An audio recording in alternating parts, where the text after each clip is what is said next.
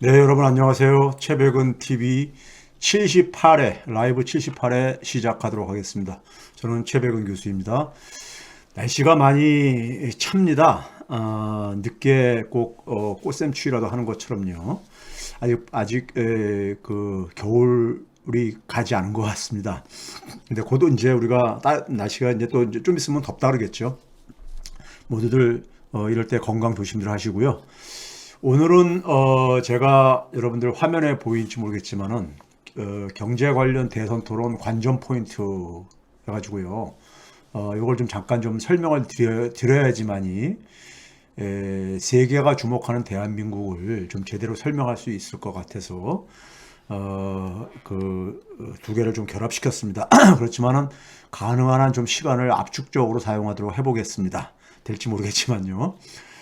그 다음에 이제 질문이 중간에 있으신 분들은 제가 채팅창을 좀 열어놨으니까요. 좀 활용들 해주시고요. 먼저 이제 경제 관련 대선 토론이 우리가 이번 주 초에 있었잖아요.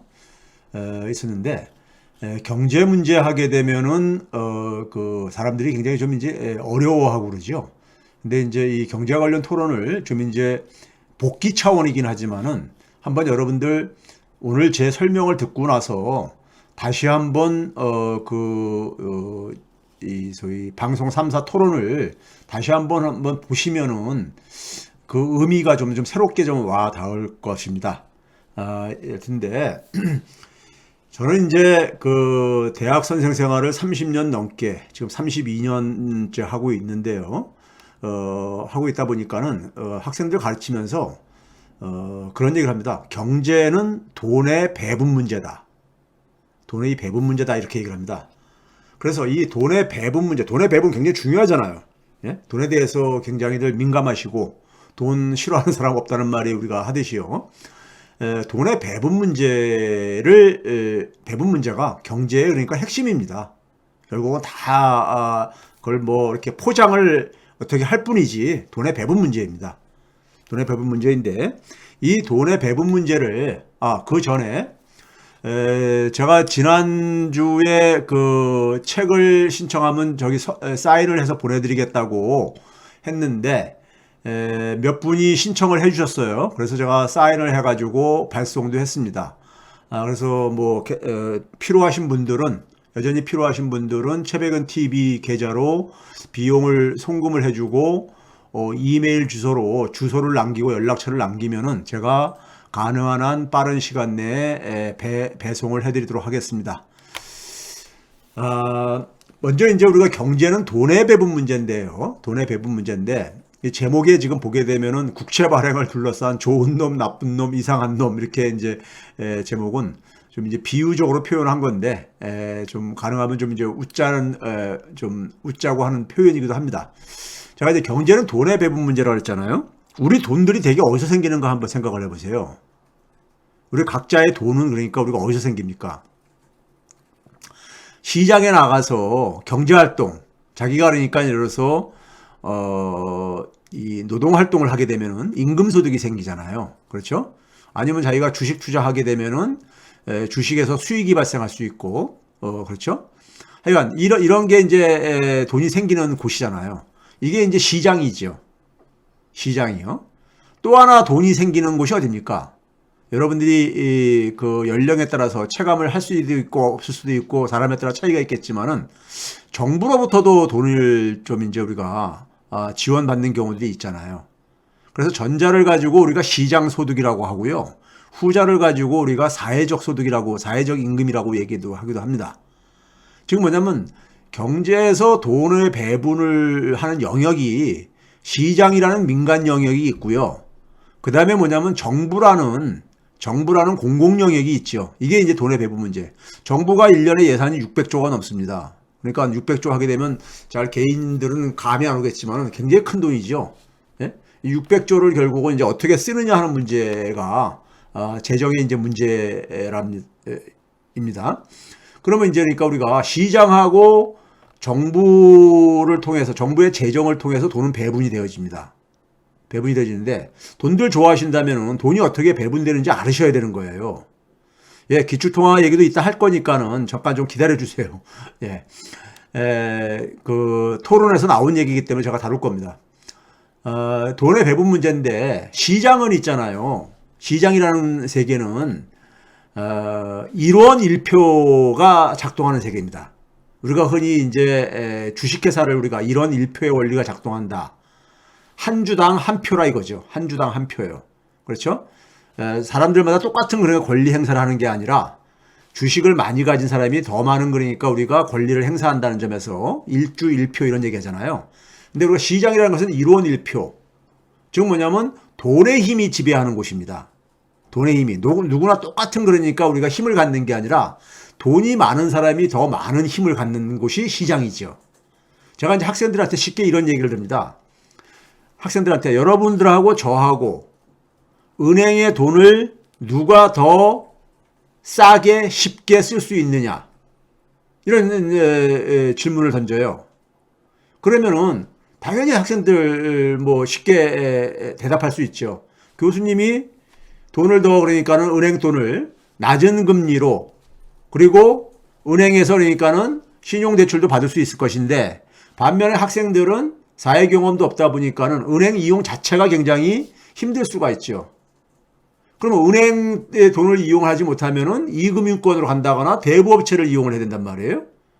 그럼 대부업체는 굉장히 금리가 높잖아요. 그렇죠? 그러니까 저는 낮은 금리로 이용하고 학생들은 굉장히 고금리로 이용을 해야 되잖아요. 즉 시장이라는 곳은 있는 사람이 더 유리한 게임을 할 수밖에 없는 곳입니다. 돈이 많은 사람이 유리한 게임을 할 수밖에 없는 곳이에요. 그래서 시장은 기본적으로 기울어진 운동장입니다. 기울어진 운동장이에요. 쉽게 이해되시죠? 그렇죠? 다 동의들 하실 거예요. 그렇죠? 그렇기 때문에 시장을 통해서는 그러니까 우리가 필연적으로 불공정한 게임이 진행될 수밖에 없고 불평등을 필연적으로 초래할 수밖에 없습니다. 시장의 영역에서는요. 그런데 우리가 이 시장이라는 영역과 더불어 가지고 우리가 현대사회가 우리가 의존하고 있는 주요 제도가 뭡니까요? 정치에 있어서 민주주의 원리잖아요. 민주주의 원리예요. 그렇죠? 근데 아까 제가 이제 공공 영역에서 돈을 배분하는 게 재정이라고 그랬잖아요. 정부의 재정이라고 그랬잖아요. 재정은 누가 담당하는 겁니까? 누가 결정하는 겁니까? 누구에 의해서 결정되는 겁니까? 정치에 의해서 결정되는 거죠. 정치 과정에 의해서요. 그렇죠? 국민이 선출한 선출 권력들, 대통령이나 국회의원들이 그러니까 우리가 이 재정에 대한 그러니까 우리가 운용을 책임을 지고 있는 거잖아요. 국회가 그러니까는 예산을 심사하고 결산 심사도 하고 그러듯이 대통령이 책임지고 그러니까는 예산을 그러니까 우리가 편성을 하고 이렇게 하듯이 그러니까요. 그렇죠? 그러면 우리가 정치인들은 근데 우리가 정치는 뭡니까요? 1원 1표가 아니라 1인 1표가 작동하는 거죠. 여러분들 모두 다 개인이나 이재용이나 똑같은 한 표를 행사하는 거잖아요. 정치의 영역이라는 것은요. 민주주의 원리가 그런 거니까요. 그렇죠? 그런 점에서 재정은 결국은 누가 가느냐? 그 민주주의 원리에 의해서 결정된 선출 권력이 그 운용에 대한 책임을 갖고 있는 거잖아요. 그러면은 민주주의 원리가 작동을 할 경우에 대부분의 사회는 한 사회의 평균 우리가 소득을 우리가 계산할 수 있잖아요. 평균 소득을요. 평균 소득보다 낮은 사람이 50%가 더 넘습니다. 그건 통계의 원리이기도 한데, 그러니까 대다수가 그러니까는 경제적으로 그 사회에서 없는 사람에 속하게 된다 이겁니다. 네? 그러면은 정치는 기본적으로 이재용이나 부자나 가난한 사람에 똑같은 한 표를 행사한다고 할 때, 그러면 가난한 사람들이 더 많다는 얘기죠. 그러면 정치 권력은 누구에 의해서 결정될 가능성이 높습니까? 반드시 그런 건 아니지만은 소위 말해서 경제적으로 어려운 사람들의 목소리가 반영될 가능성이 높지요. 그렇죠? 자, 그 얘기는 결국 뭐냐면은 시장에 의해서 만들어지는 불평등이나 시장이 가지고 있는 불공정을 정치에 의해서 그러니까 우리가 좀 보완하거나 개선할 수 있다는 얘기인 거죠. 그래서 시장과 민주주의는 그러니까 우리가 균형이 필요하고 팽팽한 긴장 관계가 필요한 겁니다. 필요한 거예요. 그런데 시장을 지배하는, 즉 돈의 힘이 지배하는 시장에서 누가 지배해요? 있는 사람들이, 부자, 즉 자본이 지배한다 이거예요. 그 시장을 지배하는 사람들이 재정까지도 그러니까는 욕심을 낼 수 있죠. 정부의 저 엄청난 돈을 저것도 장악하고 싶은 거예요. 사람의 욕망이라는 게 끝이 없으니까요. 탐욕이라는 것이. 적지 않은 돈이 정치에 의해서 배분되어지니까요. 그렇죠? 즉 시장을 지배하는 집단, 소위 말해서 부자들이 정치까지 장악을 하게 되면은 어떻게 되겠습니까? 불공정과 불평등은 더 심해질 수밖에 없죠. 불공정과 불평등을 좀 개선할 수 있는 게 정치의 영역인데, 정치가 만약에 부유층 그룹들이 장악을 하게 되면은 불공정과 불평등이 개선될 가능성은 적어지잖아요. 낮아지잖아요. 그렇게 되게 되면 결국 어떻게 되냐? 소위 말해서 있는 사람들은 뭐냐면 우리가 자신의 그러니까는 경제력이라든가 자신이 가지고 있는 힘을 어떻게 하고 싶겠습니까? 계속 유지하고 싶을 뿐만 아니라 더 키우고 싶거나 아니면은 자기 다음 대까지 물려주고 싶고 그럴 게 아닙니까? 그렇죠? 그러니까 자기의 그러니까는 자기의 경제력을 이용해서 장악한 정치력, 이런 것들을 계속해서 유지하고 싶을 게 아니겠어요. 아니면 그 다음에 자기 자녀 세대도 그것이 그러한 그러니까 우리가 권력을 누리고 싶게 하고 싶지 않겠습니까? 그래서 이게 하나의 기득권 구조가 만들어지게 되는 겁니다. 기득권 구조가요. 그리고 세습이 구조화되죠. 세습이요. 우리가 세습이라는 것은 봉건제사의 유산인데 시장이 정치까지 장악을 하게 되면은 시장의 힘이 정치까지 장악을 하게 되면요, 봉건제사로 돌아가는 거예요. 실질적으로요. 네? 돌아가는 겁니다. 그러면 사람들은 기본적으로 그 힘의 차이에 의해서 억압도 받게 되고 그러는 거잖아요. 그렇죠? 그러면 그래서 우리가 시장을 지배하는 세력이 정치까지 장악하게 되면은 그 사회는 야만적인 사회가 돼버립니다. 예? 정글의 사회가 되는 거죠. 예? 기득권이 재생산되고 그러다 보니까는 이 정치가 그러니까 우리가 제대로 그러니까 기능을 하려면은, 재정이 제대로 기능을 하려면은 민주주의가 제대로 그러니까 우리가 이게 발전을 해야 되는 거예요. 민주주의가. 예? 자, 그러면 우리가 왜 이번에 그러니까 결국 뭐냐면은 정치 영역이라는 건 결국 뭐예요? 저 정부가 가지고 있는 돈을 누가 가질 것이냐, 이 싸움인 거예요. 이 싸움인 겁니다. 왜? 예?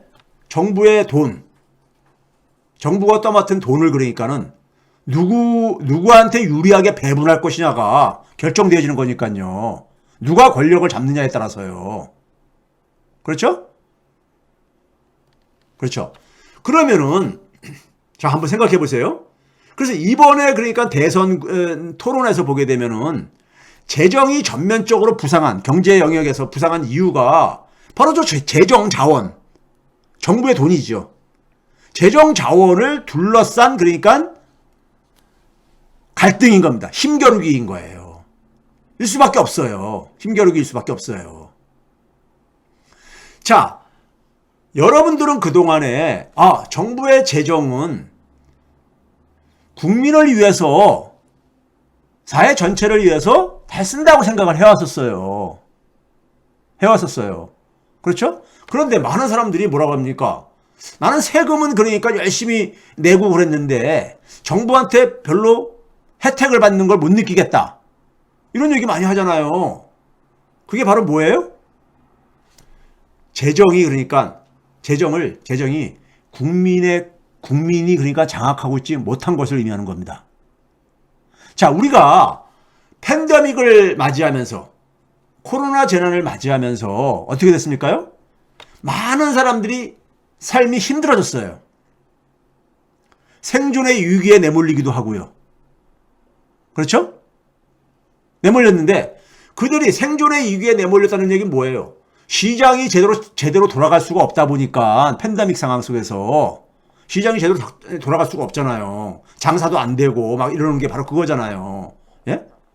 사람들이 그러니까 대면을 못하고 그러니까 많은 일자리도 없어지고 그랬잖아요. 그렇죠? 시장에서 그러니까는 우리가 소위 말해서 돈을 마련할 수 없다 보니까는 어떻게 됩니까요? 생존의 위기에 내몰릴 게 아닙니까? 그랬을 때 이들이 마지막 의지처가 어딥니까? 정부죠. 정부가 의지처일 수밖에 없잖아요. 정부한테 뭐를 바라는 거예요? 정부한테 그러니까 돈의 배분을 요구하는 거잖아요. 재정을 그러니까 정부가 가지고 있는 돈 재정을 그러니까 우리 지금 죽겠으니까는 우리한테 좀 돈 좀 풀어라. 이거 아니겠어요. 그렇죠? 그런데 우리가 지난 2년 넘게 팬데믹을 경험하면서 뭘 우리가 깨달았습니까? 아, 재정이 저게 국민들 것인 줄 알았는데 보니까 아니야. 그렇죠? 우리가 흔히 이게 기재부의 나라냐 대한민국이 이런 얘기들이 유행했잖아요. 예? 우리가 세금을 내서 월급을 주는 공무원들이 장악을 하고 있더라 이거예요. 예? 제가 모피아라고 표현하는. 그렇죠? 즉 재정이 국민의 것이 아니라는 것을 알게 된 거예요. 팬데믹을 경험하면서요. 그렇죠? 그래서 이번 팬데믹을 겪으면서 굉장히 중요한 문제가 부상한 겁니다. 뭐냐면은 재정에 대한 국민 주권. 재정은 국민의 권리인 거다. 재정 자원의 배분은 국민의 권리라는 거. 이건 당연한 건데 이게 작동이 안 되고 있는 거예요. 작동이 안 되고 있는 거를 우리가 알게 된 거잖아요. 그렇죠? 그러면 이 상황 속에서 국민들이 굉장히 막 힘든 거예요. 정치는 뭘 해야 되는 겁니까? 국민이 그러니까 편안하게 해주는 거예요. 국민이 희망을 갖고 살게 해주는 겁니다. 그러니까 국민들의 고통이 뭐예요? 지금 국민들이 너무 어려우니까는 정부가 좀 손을 좀 잡아주길 바라는데 그게 바로 재정을 푸는 거잖아요. 그래서 그거를 국민들이 원하는 것을 읽는 거를 바로 뭐랍니까? 그게 시대 정신이잖아요. 그걸 시대 정신이라고 하는 거잖아요. 그 시대 정신을 읽은 사람이 바로 누굽니까요? 이재명 후보인 거죠. 이재명 후보인 거죠. 그래서 제가 이재명 후보가 이 기본 소득을 경기도에서 재난지원금을 주면서 재난 기본소득이라는 표현을 썼잖아요. 물론 그 이전에 성남시에도 시행한 적이 있었고 청년들 기본배당도 시행한 적이 있었기 때문에 그래서 제가 다음은 좋든 싫든 간에 팬데믹이 터지는 걸 보면서 다음은 좋든 싫든 간에 이재명의 시대일 수밖에 없다. 이런 얘기를 제가 하고 제가 과거에 이런 얘기했죠. 민주당의 젊은 정치인들이 기본소득이 막 이렇게 아젠다를 부상했을 때 저한테 박주민 의원 같은 경우도 우연히 만났을 때 교수님 기본소득 어떻게 입장을 정리해야 돼요? 그러니까 제가 뭐라뇨? 빨리 타. 그게 시대정신이니까. 이런 얘기를 한 이유가 정치는 바로 뭐예요? 국민을 편안하게 해주는 거예요. 국민이 뭘 원하는가를 읽고 반 걸음 내지 한 걸음 앞서가는 게 바로 정치인 겁니다. 그 방향을 제시해 주는 게 살길을요. 그렇죠? 그런데 그 얘기는 결국 뭡니까요? 재정에 대한 그러니까 재정이 원래 국민의 것인데 국민에게 돌려줘야 된다. 국민의 권리를 그러니까는 국민의 권리니까는 재정을 그러니까 풀으라고 이렇게 얘기를 한 거잖아요. 네? 한 건데, 그러다 보니까 어떻게 했습니까? 그동안의 재정을 우리도 모르게 많은 국민들은 모르고 있는 거예요. 뭘 모르고 있냐? 시장을 지배하고 있는 사람들이 재정을 자기들이 장악하고 있었던 거예요. 근데 그거를 이재명 후보가 국민에게 돌려주겠다 그러니까는 어떻게 되는 겁니까? 자기들의 기득권하고 충돌하는 거잖아요.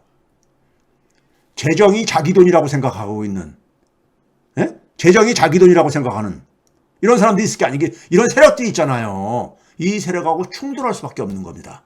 충돌할 수밖에 없는 거죠. 그렇죠? 그래서 결국은 뭡니까요? 재정을 국민에게 돌려주겠다는 정치인하고 기득권층이 재정을 계속해서 움켜쥐고 안 내놓겠다고 하는 이 세력과의 충돌이 바로 정치 영역인 거예요. 정치 영역인 겁니다.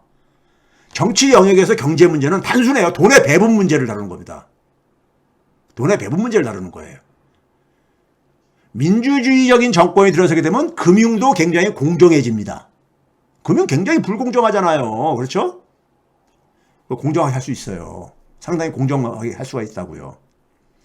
자, 그래서 이런 이제 인식을 가지고 이번에 그러니까 우리가 대선이 갖는 의미는요, 최소한 이 재정에 대한 국민 주권을 확립하는 하나의 계기가 온 거예요. 그동안의 국민들은 그냥 헌법에 있는 것처럼 헌법에 대한민국의 이 주권은 국민에게 있다 이런 말이 있지만은 그게 그냥 어떻게 보면 그냥 종이 조각에 있는 글씨 정도잖아요. 예? 재정이 그러니까는 국민들 것인 줄 알았는데 이번에 보니까 팬데믹 겪으면서 보니까 우리 게 아니야. 예? 우리 게 아니더라고 이거예요. 그걸 아는 거잖아요. 예? 그래서 기재부의 나라냐 이런 얘기들이 나온 거 아닙니까요? 그거를 국민에게, 그래서 제가 그러잖아요. 국민이 진짜 주인인 나라 만들기가 다음 민주정부의 시대적인 그러니까 시대 정신이다 하는 이유가 제가 그래서 얘기를 하는 거예요. 재정 민주화를 그래서 얘기를 하는 겁니다. 재정에 대한 국민의 권리를 다시 복원시키는 거예요. 정상화시키는 거죠. 원래 국민의 것이에요. 국민의 것인데 이게 그러니까는 시장을 지배하는 세력들이 재정까지 장악하고 있었던 거예요. 자, 그래서 이번에 토론을 하면서 여러분들이 한번 기억을 해보세요. 토론 보신 분들은 기억나실 거예요. 처음에 어떤 식으로 시작했습니까? 이재명 후보가 굉장히 영민하신 게 처음 토론을 어떤 방향으로 주도하냐가 굉장히 중요하잖아요. 자기의 칼라도 부각시키면서요. 그게 먼저 잽을 날리더라고요. 잽을 날리는 거예요. 링 위에 올라갔는데 이재명 후보가 잽을 날리는 거예요. 어떤 잽을 날렸느냐? 지금 국민들이 굉장히 힘들다 이거예요. 힘든데 과거에 우리가 기업이 힘들 때 IMF 외환위기 때요. 기업들이 막 망하고 도산하고 막 그랬잖아요. 30대 재벌 중에서 14개가 부도나고 막 그랬잖아요. 그때 공적 자금을 정부가 그러니까 정부의 돈을 공적 자금은 게 재정이죠. 투입해가지고 기업들 살리지 않았느냐, 은행들 살리지 않았느냐, 에? 그렇게 얘기를 했어요. 한 169조 정도를 투입해서 이런 표현을 했잖아요. 그러니까 윤석열 후보가 뭐라고 했습니까? 거기에 이제 그러니까 윤석열 후보가 사실은 이제 말려든 거예요. 대기업한테 지원한 돈 공적 자금 대부분 회수했다, 상환했다 이런 식으로 답변했잖아요. 기억들 아시죠? 그런데 실상은 어떠냐면요. 외환위기 이후에 투입한 공적 자금이 169조 반올림해서요. 이 정도 되는데 아직도 회수가 안 된 돈이 51조 4천억 원, 51조가 넘습니다. 51조가 넘어요. 51조라 이 규모가 30%가 좀 넘는 규모입니다. 지금 25년 이상 이게 지난데도 불구하고 아직도 회수가 안 된 거예요. 개인이 만약에 이 정도 돈을 안 갖고 있다고 해보세요. 그게 가능한가? 예? 자, 이 51조는 어느 정도 돈이냐면요. 우리나라 국민들이 우리나라 국민이 5,200만 명 정도 이렇게 되잖아요. 1인당 100만 원 꼴인 거예요. 100만 원. 예? 이번에 여러분 추경을 편성할 때 어떻게 했습니까? 기재부가 14조 원을 제출했잖아요. 민주당이 좀 끌어올려가지고 한 3조 원 정도 끌어올려가지고 16조 9천억 원으로 편성했잖아요. 그렇죠? 16조 9천억 원으로. 그거의 3배 정도를 아직도 그러니까 회수가 안 된 거예요. 대기업들한테. 예? 근데 뭐 대부분이 회수가 됐어요.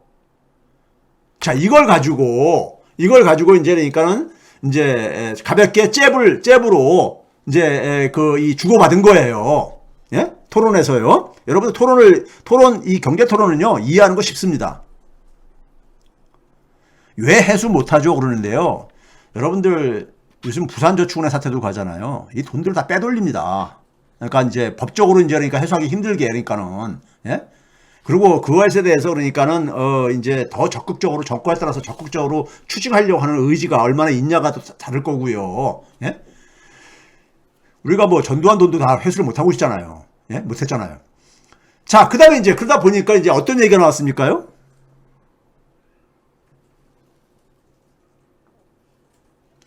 자, 그 다음에 이제 뭐냐면, 그 다음에 이제 바로 이제 본게임으로 들어갔죠. 본게임으로 들어가면서 정부가 지금 이 어려운 상황 속에서 우리가, 이 팬데믹 한 2년을 이상을 겪으면서 정부가 재정을 투입하지 않다 보니까 가계가 굉장히 어려워졌다 이거예요. 실제로 가계 채무가 다른 선진국가들에 비해서 4배까지 이렇게 증가를 더했고, 국가가 돈을 사용한 것은 많게는 그러니까 4분의 1 정도, 우리나라가 그러니까 저기 이제 4분의 1 정도 다른 선진국에 비해서 많게는 적게 썼단 말이에요. 예? 그래서 재정에 좀 적극적인 역할이 필요하다. 이런 입장을 이제 펼쳤잖아요. 여기에 대해서 윤석열 안철수 후보가 뭘 그랬습니까요? 재정 건전성 타령을 했죠. 재정 건전성 타령이요. 그렇죠? 심지어 안철수 후보는 무슨 얘기를 했냐면은 지금 다른 주요 선진국가는 긴축을 하는 상황이다. 뭐 이런 식까지 얘기했잖아요. 근데 우리는 지금 이제 확장을 더 돈을 쓰려고 한다 이런 얘기했잖아요. 왜 그러냐면요. 우리는 그동안에 안 썼다 보니까 2년 동안 안 쓰다 보니까는 사람들이 지금 죽겠다고 하는 거잖아요. 그래서 지금 안 쓰다 보니까 지금 뒤늦게 지금 이게 써야 될 일이 생기는 거예요. 아직 지속되고 있는 거예요. 작년, 재작년에 충분히 썼으면은 우리도 그러니까는 이제는 그러니까는 그 씀씀이를 줄여갈 수 있죠. 예? 그렇죠? 2020년, 2021년에 많이 재정을 투입했어 봐요. 그럼 그 규모 대비 줄일 수 있는 거죠. 당연히요. 근데 2020년, 21년 안 쓰다 보니까 우리는 여전히 지금 굉장히 갈수록 지금 어려운 분들이 많고, 예? 어려운 분들이 많고, 근데 그 속에서 안 쓰게 되면 다 죽으라는 얘기죠, 그분들. 예? 그렇죠? 자, 그러면서 이제 나온 얘기가 적정 국가 채무, 그 다음에 기축통화국과 우리나라처럼 비기축통화국, 기축통화국이 아닌 나라하고 쓸 수 있는 재정의 규모가 다르다. 이런 얘기가 나왔죠. 이런 얘기가 나왔어요. 그렇죠? 그러면서 이제 윤석열 후보가 계속해서 뭘 물어봤습니까요? 국가 채무 비율이 적정한 게 어느 정도라고 생각하느냐? 그냥 물어봤죠. 이재명 후보한테요. 이재명 후보는 뭐냐면 재정이 아직도 그러니까 우리가 건전하기 때문에 여력이 있기 때문에 더 쓸 여력이 있다. 이런 얘기를 계속 했잖아요. 그렇죠? 했는데 윤석열 후보가 그럼 몇 퍼센트를 생각하는 거냐? 그러니까는 계속 이제 몰아붙이니까 그러니까 85%라는 수치를 얘기를 했어요. 그러면서 이제 받아쳤지요. 윤석열 후보한테 당신은 그러니까 몇 퍼센트라고 생각하느냐? 그러니까는 이 윤석열 후보가 이제 윤석열 후보한테 사실 윤석열 후보는 질문 받는 게 굉장히 제가 볼 때는 질문 들어오는 게 굉장히 이 부담이 많으신 분이야. 그러니까 이제 얼떨결에 어쨌든 간에 50 내지 60%라고 50에서 60% 이내 이렇게 얘기를 했어요. 그렇죠? 기억들 나실 거예요.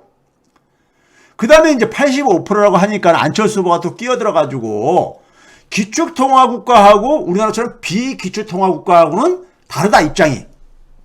얘기했어요. 기축통화국은 잠시 후에 다시 설명드리는데 아니 85%라고 답을 안 해도 되는 데가 아니라요. 이거는 근거가 있는 거예요. 이재명 후보가 팩트가 없는 얘기를 하면요. 엄청 언론에서 저기 공격하고 싶습니다. 이재명 후보는 다 저기 근거가 있는 거예요. 너무 잘 알기 때문에. 그래서 제가 이거 소개해 드릴게요. 왜 85라는 수치가 나왔는지요. 제가 얘기를 해 드릴게요. 잠시 기다려 보세요. 그 다음에 이제 뭐냐면은, 안철수 후보가 그러니까 뭐냐면 이제 비기축통화국가는 기본적으로 기축통화국가라는 것은 그러니까 채권을 발행해도 그 채권에 대한 수요가 많다 이거예요. 수요. 살려고 하는 사람이 많다 이거예요.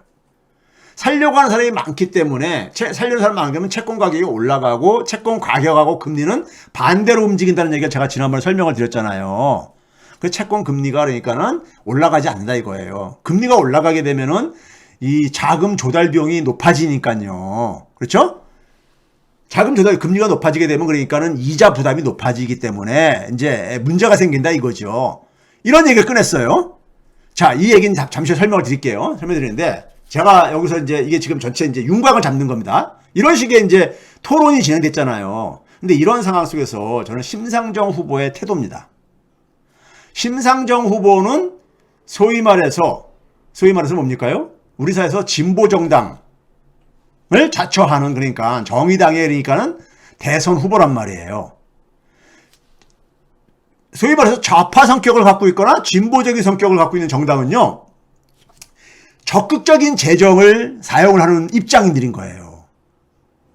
왜? 재정의 원래 역할이 뭐랬었어요?